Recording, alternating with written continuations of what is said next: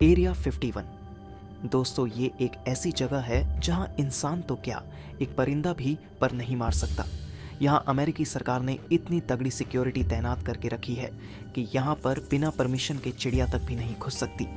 इस जगह पर अगर कोई अनजान व्यक्ति घुसने की कोशिश करता है तो अमेरिकी सरकार ने उसको सीधे गोली मारने के आदेश जारी कर रखे हैं। यूएस गवर्नमेंट ये बिल्कुल भी नहीं चाहती कि एरिया 51 का कोई भी रहस्य दुनिया के सामने आए। अब आप सभी के मन में ये सवाल उठ रहा होगा कि आखिर ऐसा क्या रहस्य छुपा है एरिया 51 में, जो वहाँ इतनी टाइट सुरक्षा की ज़रूरत है कि वहाँ परिंदा भी पर नहीं मार सकता। क्या वहाँ सचमुच एलियन पर परीक्षण किए जाते हैं या फिर वहाँ की असली सच्चाई कुछ और है? दोस्तों, स्वागत है आपका आज की इस नई पेशकश में। जो लोग नए हैं वो जल्दी से चैनल को सब्सक्राइब करके घंटी के आइकन को ऑल पर सेट कर लीजिए, जिससे हमारी आने वाली वीडियो की नोटिफिकेशन सबसे पहले आपको मिले। तो चलिए वीडियो को शुरू करते हैं।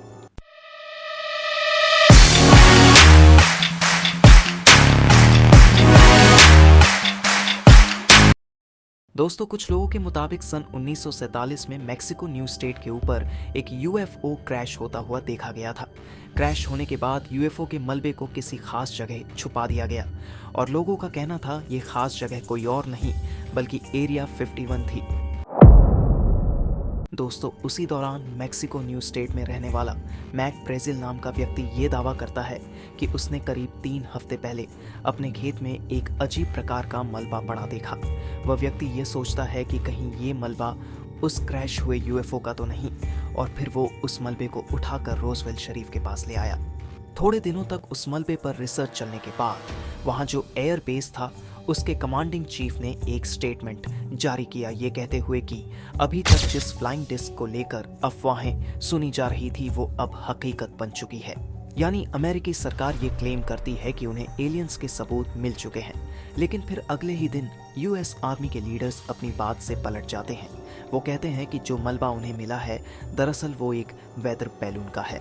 इसके बाद ये खबर ठंडी पड़ जाती है। मीडिया को लगने लगता है कि यहाँ पर कोई यूएफओ क्रैश नहीं हुआ था, ये तो सिर्फ एक वेदर बैलून था। लोगों का भी इंटरेस्ट धीरे धीरे करके इस चीज में कम हो जाता है और ये बातें लगभग सभी के दिमाग में से खत्म हो जाती है। लेकिन फिर 1970s में दोबारा से अफवाहें फैलने लगती है कि एरिया 51 के ऊपर से दोबारा एक यूएफओ को देखा गया है जो बिजली गिरने की वजह से क्रैश हो गया और उसमें मौजूद सभी एलियंस मारे गए। सन 1980 में मेजर मार्शल एक किताब लिखते हैं द रोजवेल इंसिडेंट नाम से। वे इस किताब में कहते हैं कि जो मलबा इन्होंने देखा था वह धरती का लग ही नहीं रहा था, असल में वो मलबा धरती का था ही नहीं। ये बात सुनकर लोगों में अफरा तफरी मच गई। इसके बाद लोग मानने लगे कि एरिया 51 में अमेरिकी सरकार ने एक एलियन को कैद करके रखा है।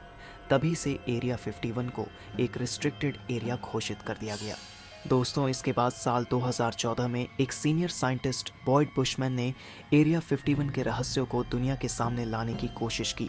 उन्होंने बताया कि वे एरिया 51 में एलियंस के साथ मिलकर काम कर चुके हैं, जिसमें उनका मकसद था एक ऐसा स्पेसक्राफ्ट बनाना जो कि ग्रेविटी के खिलाफ उठ सके। बुशमैन ने अपनी बातों को साबित करने के लिए कुछ तथ्य रखे और उन्होंने एलियंस के कुछ फोटोग्राफ्स भी दिखाए जो एरिया 51 में मौजूद है। जिस टेक्नोलॉजी पर वे काम कर रहे थे उन्होंने उसके स्केचेस भी दिखाए, लेकिन सरकार ने उनके इन सभी दावों को झुठला दिया गया। और आपको जानकर हैरानी होगी कि इसके कुछ ही समय बाद बुशमैन की रहस्यमय तरीके से मौत हो गई। लेकिन अब सवाल ये उठता है कि बुशमैन की बातों में कितनी सच्चाई थी। अगर उनकी ये बातें झूठी थीं तो इतने सीनियर साइंटिस्ट 77 साल की उम्र में अपने मरने से पहले झूठ क्यों बोलेंगे? दोस्तों, ऐसी ही एक घटना जुलाई 2019 में घटित हुई। दरअसल जो रोगन नाम के एक पॉडकास्ट में बॉब लज़ार को अपने शो पर इनवाइट किया। दोस्तों, अगर आप बॉब लज़ार को नहीं जानते तो हम आपको बता दें कि वे एक कल्ट फिगर टाइप आदमी है जो यूएफओ जैसी चीज़ों में बहुत ज़्यादा विश्वास रखते हैं। उनका कहना है कि उन्होंने एरिया 51 बहुत ही करीब से स्टडी किया है और इनका कहना है कि ये एरिया 51 में एक रिसर्चर के तौर पर काम करते थे। वहाँ पर ये एलियन टेक्नोलॉजी पर रिसर्च किया करते थे। वहाँ इनका मेन मकसद था एलियन टेक्नोलॉजी को रिवर्स करना और हमारी टेक्नोलॉजी को और बेहतर बनाना। लेकिन बॉब लेज़ार के इन दावों के बाद उनकी हिस्ट्री को ही बदल दिया गया। ठीक इसी प्रकार का दावा बिल यूहाउस नाम के व्यक्ति ने भी अपने मरने से पहले किया था। उनका कहना था कि उन्होंने एरिया 51 के S4 साइट में रिवर्स इंजीनियरिंग का कार्य किया है। उनका कहना था कि वह एलियन के साथ डायरेक्टर कांटेक्ट में थे। वो जिस एलियन के साथ कार्य कर रहे थे उसका नाम जेरोड था। वह एक यूएफओ का पायलट था जो टेलीपैथी के जरिए इंसानों से बातें किया करता था, और उनका दावा यह भी था कि एरिया 51 में एक यूएफओ भी मौजूद है। लेकिन अमेरिकी सरकार ने इन सभी दावों को झुठलाते हुए कहा कि ये सभी बेफिजूल की बातें हैं। सच्चाई जो भी हो, लेकिन एरिया 51 में कुछ तो ऐसा हो रहा है जिसके बारे में अमेरिकी सरकार बात नहीं करना चाहती। दोस्तों, 24 जून 1947 को केनेथ आर्नोल्ड नाम के एक प्राइवेट पायलट ने यह दावा किया कि जब वह अपने प्राइवेट प्लेन को उड़ा रहा था तो उसने एक पहाड़ी के पीछे 9 चमकीले यूएफओ को देखा।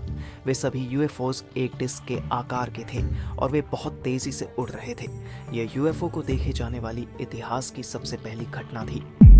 दोस्तों, इसके ठीक 31 साल बाद एक नई घटना सामने आई। इंटरनेशनल यूएफओ म्यूजियम के फाउंडर ग्लेन डेनिश ने बताया कि उसकी एक दोस्त रोजवेल एयरफोर्स आर्मी में नर्स का काम करती थी। वो वहाँ एक बार घूमते हुए एग्जामिन हॉल में पहुँच गई और उसने वहाँ देखा कि डॉक्टर्स कुछ अजीब से प्राणियों के ऊपर झुके हुए हैं। वो जीव देखने में तो लगभग इंसानों जैसे ही दिख रहे थे। उनकी लंबाई करीब 4 फुट थी और उनका सर बहुत बड़ा था। उन जीवों के हाथ पतले, बड़ी बड़ी आंखें थी। इस दावों से एक बात साफ जाहिर होती है कि एयरफोर्स की टीम ने वहां सिर्फ मलबे को ही रिकवर नहीं किया था, बल्कि वहां पर एलियंस की डेड बॉडीज को भी रिकवर किया था। दोस्तों, हो सकता है ये सभी बातें सिर्फ अफवाहें हों, या यूं कहे कि अमेरिकी सरकार ऐसा चाहती है कि आप सभी लोग ऐसा यकीन करें कि एरिया 51 में एलाइनों पर शोध किया जाता है। लेकिन वहीं दूसरी तरफ अगर ये सभी बातें सच है तो ज़रा सोचिए, अमेरिकी सरकार ने इंसानों से कितने बड़े सच को छुपाया है। वेल दोस्तों, ये बातें कितनी सही हैं और कितनी गलत, ये तो सिर्फ अमेरिकी सरकार जानती है। वैसे आपको क्या लगता है, क्या एरिया 51 में वाकई एलियंस है या ये सब सिर्फ एक छलावा है? अपनी राय कमेंट सेक्शन में ज़रूर दें। आज की वीडियो में मैं इतना ही। मिलते हैं जल्द ही किसी खास पेशकश के साथ।